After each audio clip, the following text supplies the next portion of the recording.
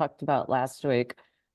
And I talked a little bit about, we talked about substance use disorders. And, one of the things that came up was that mental obsession that occurs when a person is actively in the storm of using, and how that obsession, starts to manifest into compulsive behaviors. And that's basically what substance use disorders are. And that a person who's in that doesn't realize, because it's hard to see outside of yourself. It's like a fish in water, a fish doesn't really know that.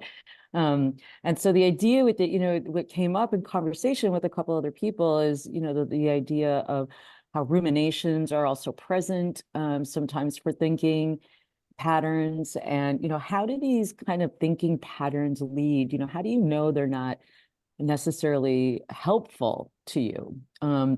So I wanted to share a little bit about, some personal experiences related to that, kind of some stuff that's related in the field, and then also clinically, what may be some ideas or suggestions that can be helpful to kind of discern for yourself if this is something that, you may want to talk with someone about. So looking at kind of the differences we're looking at, just kind of thinking patterns in general, obsessive thinking, and rumination. And, I was thinking about back into my own experience. And I remember, I've identified before how, workaholism was pretty prominent for me. I was always thinking about work and doing work, and everything was work. And culturally, that's very acceptable, both in East Indian culture and also in American culture, because, achievement is highly valued here.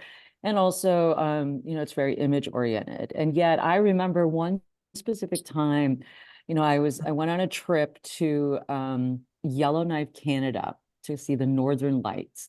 Now, Yellowknife is about 400 miles south of the North Pole. And I went with a friend of mine to see these Northern Lights, and I brought a stack of work to do with me. I was obsessed with work, that it led me, rather than just enjoying this time that I had taken and spent all this money and, made these plans with this friend. And it was only a 3-day trip. It wasn't like it was a long trip, but I brought work with me because I was obsessed with getting things done. And so that's an example of kind of how obsession, can lead to different behaviors that we don't always understand. And we may not see it in the context of where and how it may be helpful or harmful. But rumination is a little bit different. And so rumination can exist in anxiety and depression disorders. And I'm not saying just because you ruminate, by all means, it doesn't mean that you actually have an anxiety or depression disorder. People ruminate for various reasons. And again, it's very contextually oriented. And, obviously, when you speak to a professional, they can help you understand if it is something that needs to be addressed or not. But I know for myself, like, when I was working a lot, obsessive, I would ruminate about things that I would do in work contexts, things I didn't say right. Or, I would repeatedly play something that happened already that I could not change and try to figure out how to do differently the next time. And so rumination is really that you can't change what happened, and yet you constantly kind of think about it. Now, there's also rumination related to anxiety disorder, anxiety. Let me preface this and correct that. Where people can, ruminate about upcoming events, worrying can be a form of rumination. So I'm curious, what people's experiences have been with those kinds of thinking patterns. And of course, then you have negative thinking patterns in general. And, we're talking about things like catastrophizing or personalizing, or thinking about the worst case scenario, or thinking about every case that can occur. Different things that may increase a level of anxiety or increase a level of stress that sometimes may not exist if those thinking patterns are managed differently.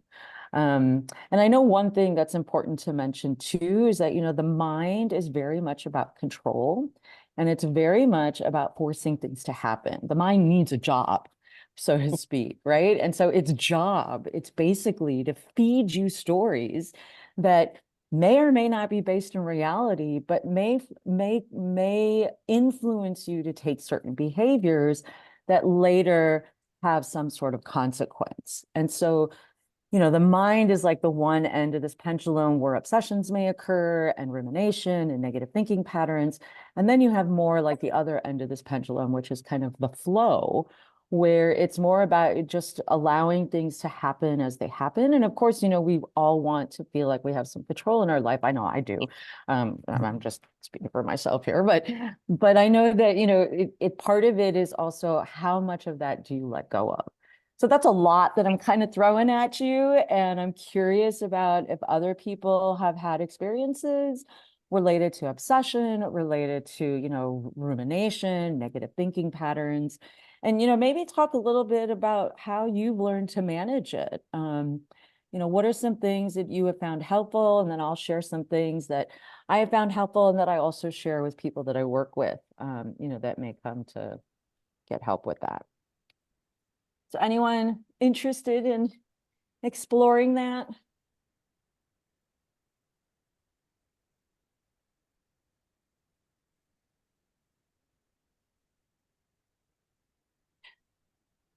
Well, I have to say, Serena, I have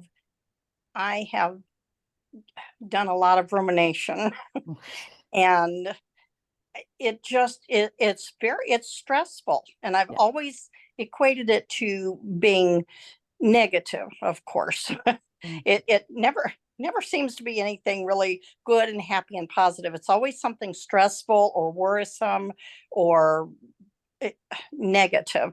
And yeah, I don't really know. Uh, I don't know that I've really ever helped myself on it. I can't seem to help not doing it sometimes, but unfortunately. But Yeah. I I don't know.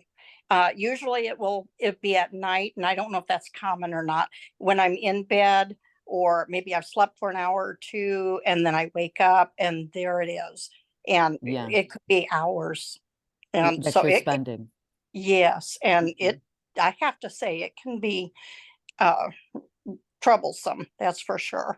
Um, and I I don't really I don't know what to say about how to stop it or how to help a person from doing it, because I can't seem to help myself. It doesn't happen all the time, but just when Sure. something triggers me. Yeah, But absolutely. I appreciate you sharing that. yeah. And yeah, it does seem, it is something that also can interfere with sleep. A lot of people have talked about how like anxiety thoughts, thinking about things that worrying about things or Yeah. being uncertain about things can interfere with sleep too. And Yeah. how do you manage that? Yeah, so I appreciate you sharing that. Yes. I don't know. Is that common to Oh, happen at nighttime more so than during the day even, or it's an individual thing for a lot of oh people. It happens at night that I work with. A lot of people that I've listened to have told me it can happen throughout the day, or it happens like right when they're getting into bed and trying to relax. yeah. Their mind just starts Yeah. to go. Yeah. And some of that is definitely related to the fact that, again, the mind needs a job Yeah. and Right. it just needs to keep going.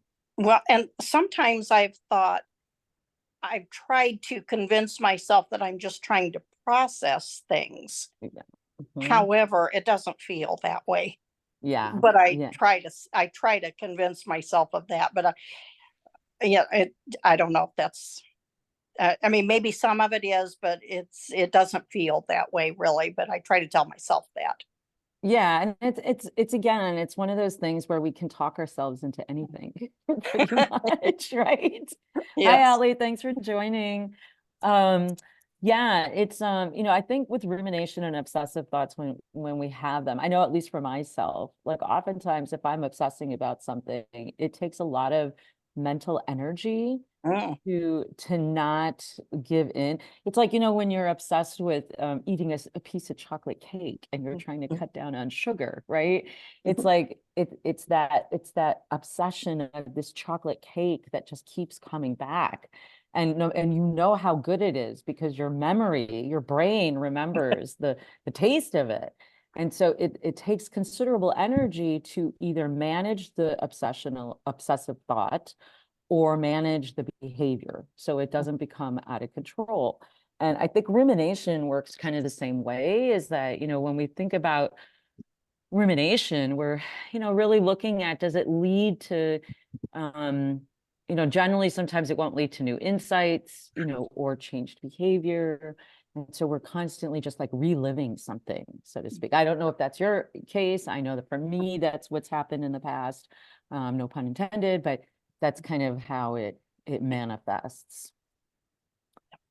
So I don't know if anyone else wanted to share a little bit about that. Thoughts about it, or I'll give it a minute. I'm Maybe just not. the same way with the rumination. I have anxiety issues. So, when I start thinking one thing, it's just, I'm not OCD, but I think with my thinking, I am. Yeah. It's just constant. But because I am a recovering alcoholic addict, I think it kind of goes in line with that, because I'm so used to like when I'm in active addiction, just having those cravings and my thoughts don't stop, Mm-hmm. But then when I get, like, I just had my 6-month anniversary, and now I'm so far out of it, I don't have that constant thought process for it. But when you're in it, it's just like, can't think of anything else but it. It's just like that rumination, like you said. That obsession and just That kind of, obsession. yeah, that Mhm. constant thing. Yeah. So it And sounds like, I'm sorry, go ahead. well, I was just gonna say, and it's almost like when you're so far out of it, you think, why was I so just obsessed with it, and could think, because, like, that's not me now. Other than, I mean, I have anxiety issues, so I have other issues in thinking, but just, I'm like, why was I so obsessed with, after having one drink, having more drinks and not being able to stop? It just doesn't make sense to me. Yeah, it does. Yeah. Never mind. It does. So yeah, and that's what, kind of what we talked about in the last episode was, how, like, the brain also plays a huge part in that too, right? So once that part of the brain, that hyper memory, is activated, it continues that loop in an obsessive process, that obsessive pattern. And so because, we know that obsessive thoughts tend to lead to different behaviors, obviously it makes sense, and they say that substance use disorders are a disease of mental obsession. And so that's part of what happens too. Anxiety disorders are sometimes the same way, depending on the person, obviously, in the context. But this is oftentimes when people have obsessive thoughts about harm, or if they don't do a certain routine, that some consequence is going to happen. And so there may be a compulsiveness to the behavior that comes with it. And that's not saying that happens in everybody's case, and just because you do it once or twice, that does not mean it's a pattern. It is, though, something that we look at in terms of, okay, is this thought process, are these thought patterns that I'm having, do they enhance the quality of my life, or do they take away from the quality of my life? And that, because we are all looking, for basically the same thing, is have a higher quality of life, and whatever that may look like for us, and being able to feel connected with other people. And that's part of that pendulum, is that, when we're in our mindsets, when we're in this assumptions, which a lot of thoughts are, because that's what the mind does, we make up these stories, and that's what anxiety can be about. Sometimes depression is like that too, depending on the type of depression and the type of patterns that exist. That there are these that are not, the stories that our mind tells us are not necessarily backed by facts, so to speak. And so that's part of the challenge, is how do I challenge these thoughts so that I can find some evidence of whether or not it's true or not true. And this is something that I've done, with myself, is that, even when I'm having, I realize, like, coming to terms with this work obsession, and recognizing that this was, being more obsessive than I realized, is that, now I've taken a step back from it. And anytime that my mind is playing these tricks with me and saying, oh, you're not finishing this, or you're not doing this, I really have to have a dialogue with my own mind and be like, look, you know what, it's going to get done. doesn't need to get done right now. I don't need to cause unnecessary stress. I have a little bit of time. I know it's going to be finished. So it's kind of like it's kind of a way to self-soothe. It's kind of a way that you are recognizing what's present. You're validating your experience. I mean, this is what I, have learned to do myself is, validating my own experience and at the same time recognizing that it's not helping me move in the direction that I want to move. So I don't know if other people have experienced things like that or have, or want to share in the few minutes that we have left about how they have managed maybe obsessive thoughts or rumination, or even just, negative thinking patterns that they may have had. Anybody care to jump in? So pretty recently, my therapist had gave me this excellent chapter. I can't even remember what the name of the book is off the top of my head, but she printed it off for me. And I have read this chapter so many times. And it's literally about thoughts versus thinking. Because believe me, I am a thinking queen. I will think all day. Serena, we've had plenty of Yes. talks. I can go from point A to point Z. Yep. So every single byproduct, it'll be A sub B, B sub C. An outline. Like it's for real, like thinking can definitely be my downfall. Yes. I have actually only been actively using what it's been saying in this chapter for about a month and a half. Okay. When I say it has literally changed my life, Oh, that's it great. really has. Oh, that is fabulous. So there's like around 5 sentences in here that literally I'm just going to read from it. Okay, yeah. And if you could send me the name of the book, I'll make sure to get it so that we could post it so people know the resource. Definitely. Yeah, I'll get it tomorrow. I meet with my therapist tomorrow. I've been meaning to remember to get the book because at this point I want the whole book, not just the chapter. Right. The chapter work. Let's see what the rest of it can do. But excuse me. The first thing it said is, it's important to know that thoughts are a noun and aren't something that we do, but something that we have. So already just recognizing that a thought is not something that is naturally just a part of me. It's just something that popped in my head. It's there. Yeah. Thinking, on the other hand, is the act of processing about our thoughts. Ooh, thinking is actively engaging with the thoughts in your mind. Okay. Then excuse me, sorry. Then I'm gonna kind of skip to more of the part that really it sticks out to me and what I really use in my day-to-day. It's really the fact that thoughts are so wonderful and inspirational, and it goes into this whole idea of, excuse me, thinking about like if you had $1 million, what would you do? And then so like if you just think about what you had $1 million, all the thoughts that can pop into your head. Yeah. Then like it brings up the topic of, okay, well, how are you going to get that $1 million? Then you start actually placing limitations on all of the capabilities that you could have along with that. Yeah. Excuse me, one more second. Sorry, if nothing else in my life will kill me, my own spit will. Oh, excuse me. Okay, so the next part it says here that stuck out to me, thoughts create, thinking destroys. The reason thinking destroys is because as soon as we begin to think about our thoughts, we cast our own limitations, beliefs, judgments, criticisms, programmings, and conditioning onto the thought. That's so thinking true. of infinite reasons why we can't do it and why we can't have it. Without thinking, we prevent all negative programming and judgments from tarnishing the initial thought of what you create. So this whole chapter, just as you can see, even the little bits that I just highlighted and read out from here, because these are all different parts from the chapter, it has really changed my life when I just literally recognize that my thoughts start changing from the positive to the negative side with it. That's when I start recognizing that I'm over processing it. And once I notice that happens, I literally will do something else. Either I will start writing out what I can actively do about it. Because if there is nothing I can actively do about it, once I'm starting to think in the negative, I'm just thinking about stuff that may have never have anything to do with me whatsoever. Right. And then when I get past the point of, trying to think things into action, because if there's nothing more I could do about it, I'll put a list, I'll start working on that list. If I could do something great, if I can't, I will literally just change the topic in my mind. Yeah, that's a I had great a one. pretty serious relationship conversation the other night, and it literally drove me straight into that thinking sinkhole. Yeah. Um, Yeah. Yeah. and I literally changed the thought to, I don't know why, because this is just a random thought that popped in my head. I don't know why fish have teeth, but whales don't. I kid you not.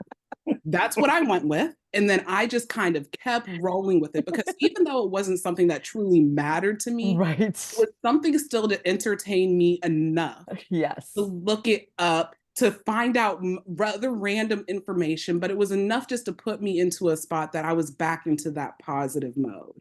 Yeah. So A it good sounds like, distraction. Yes. Mhm. yeah, it just sounds like, I mean, you've got some really great ideas in there that are very useful. I mean, I heard like being proactive. I mean, what a great tool, to take control of it from a perspective of what can I do in order to feel better about this, where I'm not stewing or, stuck in this thought process.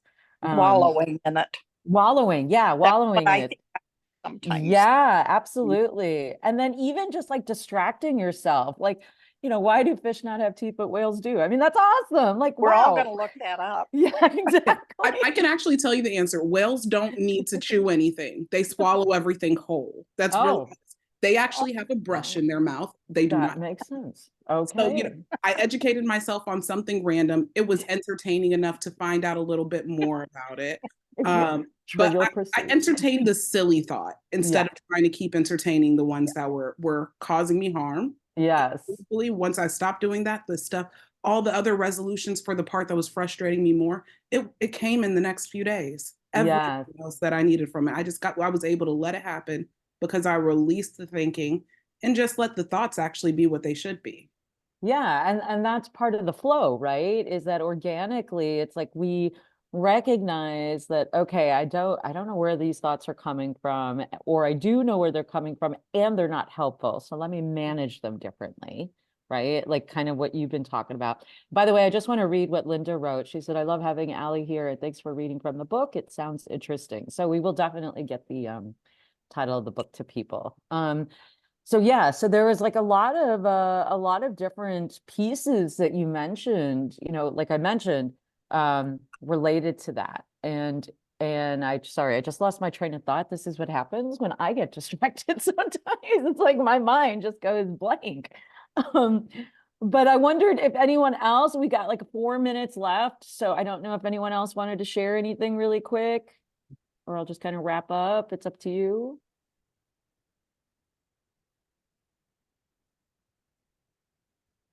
So a couple other things that I'm just going to suggest as, ways to kind of deal with some of these negative thinking patterns, and really, I mean, I think, Allie mentioned this, and Cheryl, you also mentioned this as well. And Erica, you also mentioned this too, is, that awareness is just becoming aware of how your patterns work for you, if they work for you or if they work against you. So recognizing, where is this putting me when I start having this thought pattern? Is it like keeping me in this, like what Cheryl said, wallowing in it? Is it keeping me stuck? Is it influencing me to do or lead to behaviors that are not going to be in my best interest? Or is it something that is allowing me to be more proactive, or is it bringing some sort of enhanced quality in my life? So I think recognizing the patterns, the thoughts that are happening and what they're doing for you is important. A lot of us are conditioned, with, growing up, this is a natural byproduct of the world, is that, we're conditioned to think in a certain way. And when we become independent in our thinking, as we get older, that's when we start recognizing how we can differentiate and be and recognize what our thoughts are and what's right for us and what works for us and what doesn't work for us. And then the other thing too, that I heard too was just journaling, writing these things down. There's a researcher who did some research on the actual act of mechanical writing, not typing and not, voice recording. Penn Baker, I believe I'll have to find the name for certain, but I think it's Penn Baker. It was back in the 60s. And he did this research on having people write out a trauma And over again, they would write out the same trauma. And what they discovered is that as the people were writing out this trauma, the intensity of the emotions actually decreased to some degree. And part of that is because we become less sensitized to something. It's kind of like exposure therapy. When you get exposed to something over and over again, it loosens its grip on you, so to speak. So journaling, though, or just writing it out, can be something that's also helpful. So I do hope that this was beneficial or gave you at least some useful information, or provided food for thought. And hopefully then, if there's any other topics that you would like to hear more about or to explore, I would love to hear from you. And thank you all for those of you that attended today, Cheryl and Linda and Erica and Allie and Lori. And yes, Erica, sorry, I think I said that. And then Pramila, thank you as always for hosting. I really appreciate you continuously doing this with me. And we'll see you back in 2 weeks. Thank you for attending, everyone. Thank you. Thank you. Bye. Bye. Bye, Lori. Bye. Bye. Thanks. Bye. Thank you.